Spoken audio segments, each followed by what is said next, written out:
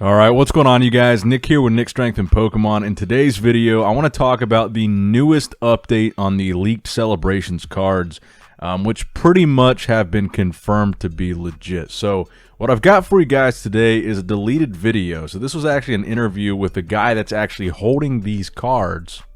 And this interview was posted on a YouTube channel called Matt Colley Pokemon. It was posted today and deleted very, very shortly after. Now, supposedly, this interview, I'm going to go ahead and roll the video for you guys.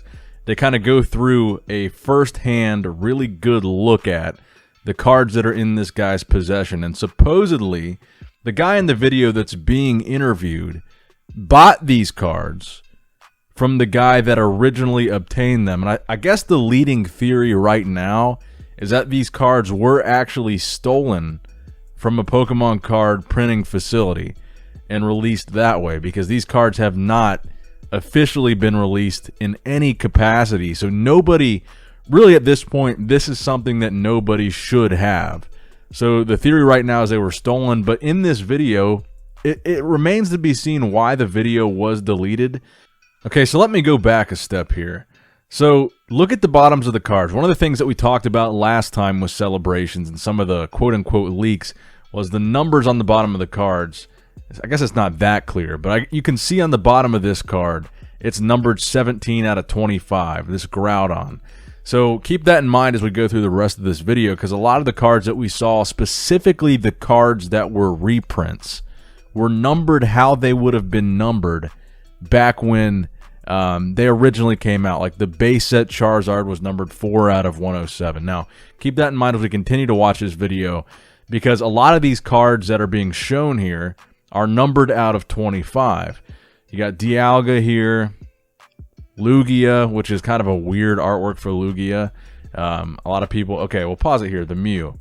So the shiny gold Mew, which so far, weirdly enough, appears to be the only shiny gold bordered card in this entire set.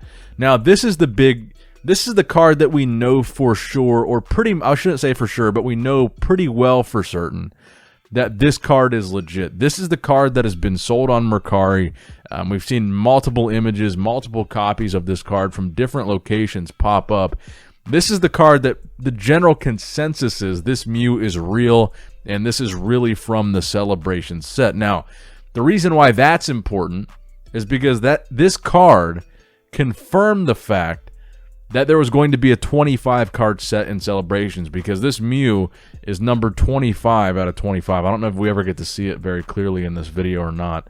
But that was interesting because that means it's not a secret rare. So that was kind of the interesting part about it, and that's why a lot of attention was drawn to the number on this card being 25 out of 25, hence the 25 card set. Now, what I think that means is we're going to be getting two separate sets. There's going to be the set of 25 and the reprints. So an interesting theory. So here's the Team Magma's Groudon, Tapu Lele. Let me pause it here. So an interesting theory that I saw was that in these 4-card booster packs, the theory is 3 of the cards out of the 4 will be part of the 25 card set, and 1 of the card out of the 4 is going to be from the reprint set. So there's going to be a group of cards that are reprints with the 25th anniversary stamp, and those cards are going to be original down to the numbering, down to the set numbering at the bottom. And as you can see with Tapu Lele, numbered 143, so clearly not part of the 25 card set, and still has the Celebration stamp. So that theory actually makes a lot of sense to me, because then there is an element of chase to the reprint cards, at least. And I guess there's going to be a little bit of an element of chase to the 25 card set, although I think it's going to be relatively easy to complete. But if you only get 1 reprint card per pack, then that does make it relatively hard if you're chasing a specific card, like the Charizard reprint, the Venusaur reprint. What I'm assuming is a Blastoise reprint.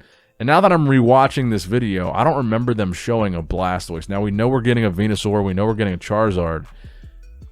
I do want to see in this video if there's a Blastoise. Rocket Zapdos, I think that's a really cool addition to this whole thing. I think that is a really cool reprint to add. It seems kind of random, But this was an artwork for Zapdos that I personally really enjoyed. You guys can let me know what you guys think in the comments down below. But I think this is a really cool addition to this set. So that's kind of the theory that I like the best, or that I think is most likely. Dark Gyarados there, is that Celebrations is going to be Shining Magikarp. That was one a lot of people were wondering about. Is that Celebrations is going to be the 4-card booster packs, 3 of them from the 25-card set, and 1 of them being a reprint. I think that theory really makes the most sense and holds the most weight. Now, one thing that a lot of people hated about what we're seeing so far is what you can see very clearly here on the Shining Magikarp card, and that is the holo pattern. People believe this is going to be the same holo pattern that was featured on the McDonald's promo card for the 25th anniversary, which a lot of people were not a fan of and did not like. The print quality was very bad, and people didn't like that. So the fact that we're seeing this pattern on these cards, and specifically, they appear to only be on the reprint cards. I want to point that out. They appear to only be on the reprint cards, and the cards from the 25-card set appear to have a different kind of holo pattern. But a lot of people are worried that when we get the cards that are going to be supposedly chases, like the Charizard, they're going to be badly printed, cheap, and the holo pattern is something that people apparently are not a fan of. I personally don't mind it, but we'll take a look at it again when they get to the Charizard in this video.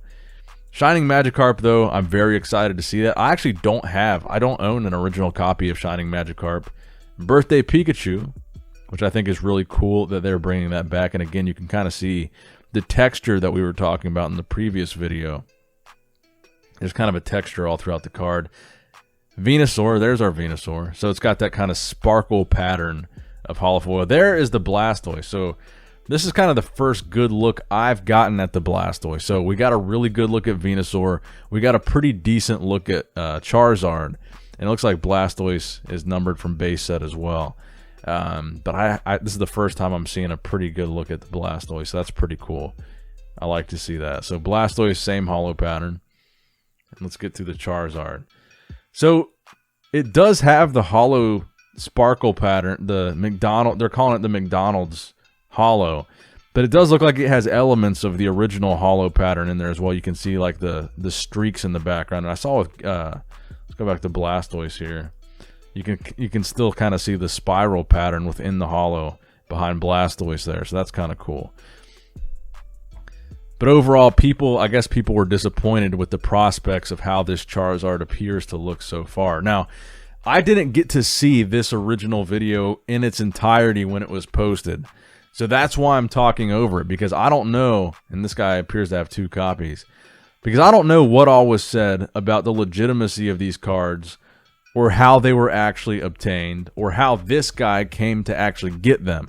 What I heard was, supposedly, somebody stole these cards from a Pokemon printing factory, and then they were purchased from that guy, or they were sent to somebody else. This guy is like a middleman, from what I understand. The guy being interviewed here is like a middleman that wanted to show off the cards in hand, how they looked in kind of an HD close-up form.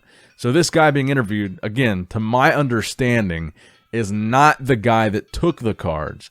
This is not the guy that originally obtained them, but he's kind of a third party from that guy. So let me know what you guys think in the comment section down below. Do you guys think these are legit? How do you think they were obtained? I'm interested to hear your theory on that in the comment section below as well. Subscribe to the channel if you have not subscribed yet already. Give the video a big thumbs up if you enjoyed it. And as always, Nick Strength and Pokemon, signing out.